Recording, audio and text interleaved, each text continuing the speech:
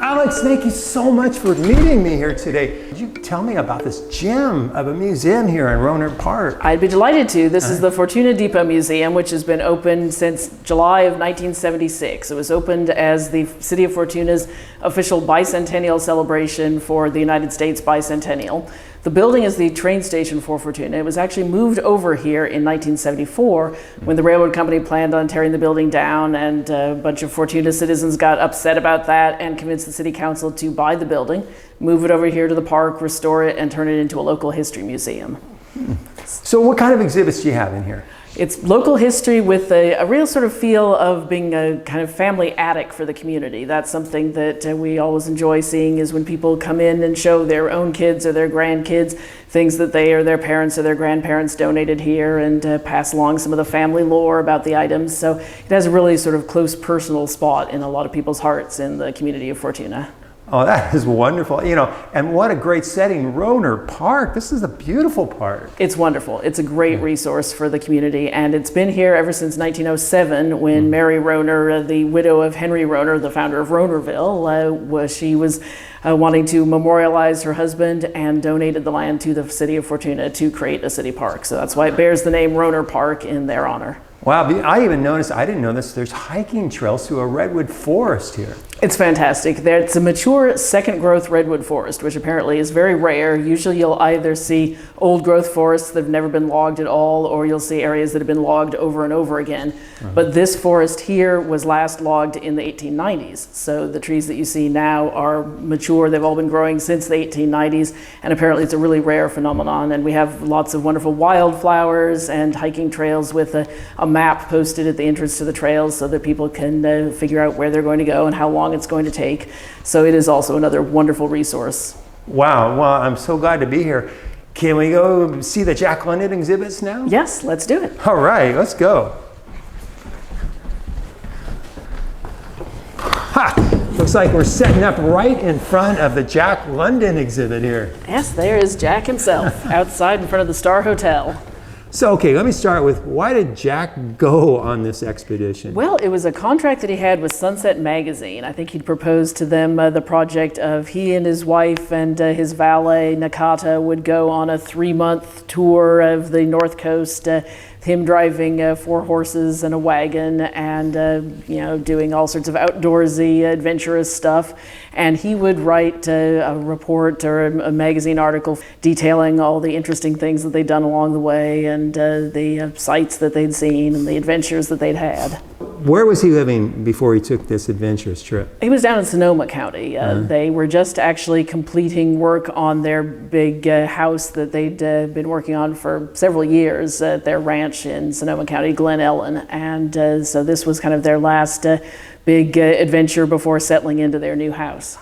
Okay, the other question I had, I read that cars were available at the time, yet he chose to take a horse and carriage. Why in the earth did he do that?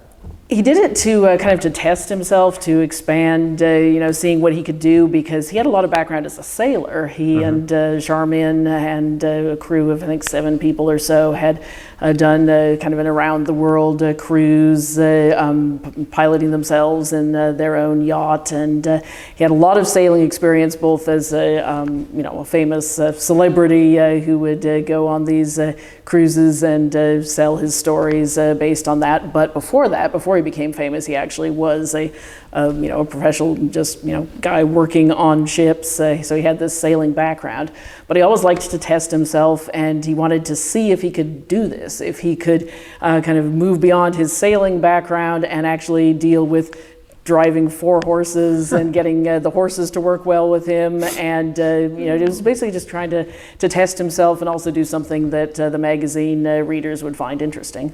Yeah, because you sent me some accounts of it, and I read a lot about it. He was not familiar with working a 4-horse team, was he? Apparently he had to really do a lot of work to get used to this and be able to handle it, so that they had to kind of a trial run that they took maybe just a week or 2 away from their home, getting him used to how to deal with the horses. do you know about when he arrived in Humboldt? Was it in summer? Or? Yeah, it was July. They started on their trip, their four-horse team expedition in early June, and they got to Humboldt probably about July 7th or thereabouts in 1911, and the whole trip actually took them up until early September. I think they got back home on September 6th. Okay. So they stayed in Fortuna early on in the trip, right? Well, kind of maybe a month into the trip or so, but yes, they stayed in Fortuna. And one thing that Charmian, his wife, when she was writing about this, she made it clear that he was not interested in camping, even though he was an outdoors man and into hunting and fishing and all of that. He said that he'd done enough roughing it in his early years that he wasn't interested in that anymore. So that's why the Star Hotel was their location of choice in Fortuna, because he didn't want to be out there in a tent. He wanted to have the comforts of home when they stopped off for the night, and the Star Hotel was the luxury hotel of Fortuna at the time. Well, now when Jack London, his wife, and Nakata rolled into Fortuna, was he kind of a celebrity then? He was. His big breakthrough publication was in 1903 with The Call of the Wild, which a bunch of us, of course, probably had to read in middle school. I love Call of the Wild. Yeah, that was a great book. And White Fang and Sea Wolf, some of my favorite books, and I read them when I was a little boy. It's one of my first books I read, So yeah, that was 1903, so that's 8 years or so before he arrives here in Fortuna. He'd published a lot of other books and short stories since then, and in fact, just in June of 1911, so just right at the time that he was starting this trip, his book, The Cruise of the Snark, had been published, which was about the yachting trip that he and his wife had taken. And Nakata, the valet, Yoshimatsu Nakata, I believe is his name, he was a character in The Cruise of the Snark because this was the nonfiction treatment of that adventure, and that was when Nakata had joined their staff. He became their cabin boy on the Snark. And since this book had just come out at the time that the visit was going on, the time that they arrived in Fortuna, both Jack London and his wife Charmian London and Yoshimatsu Nakata were all famous, not only with Jack being a famous author, but with them being characters in this book that people would have just read, a book that was basically hot off the presses. Wow. So he stayed in the Star Hotel all night, and then he got up the next morning and he left Fortuna. Yep, drove out of town. And one thing that you'll see from this expedition that they took that summer is that almost every town that they stayed in, there were people taking pictures of them posing outside wherever they had stayed. So you'll see multiple photos of Jack and Charmian and Nakata in their wagon with the four-horse team in front of this hotel or that hotel or the house that they'd stayed in with friends there. So the Star Hotel, boy, that was a sad story when that burned down in 2015, wasn't it? I remember that. Yeah, it was very sad. I mean, it was one of these buildings that had just a really important spot in the whole memory of the community. Nobody in Fortuna today could ever remember a time when the Star Hotel building was not there. It was built in 1876, and at the time that it was destroyed, it was the oldest surviving commercial building in all of Fortuna.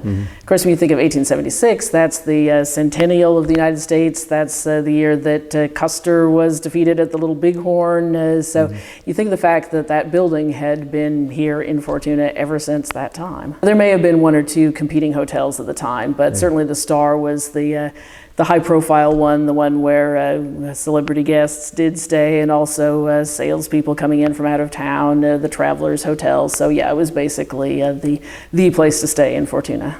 Well, Alex, thank you so much. I'm going to spend some time looking around here in the museum, and then I'm going to go down to where the Star Hotel once stood, just to see what it looks like down there. Great, yeah. Okay, well, thanks again. I sure enjoyed it. Oh, it's been wonderful having you. All right.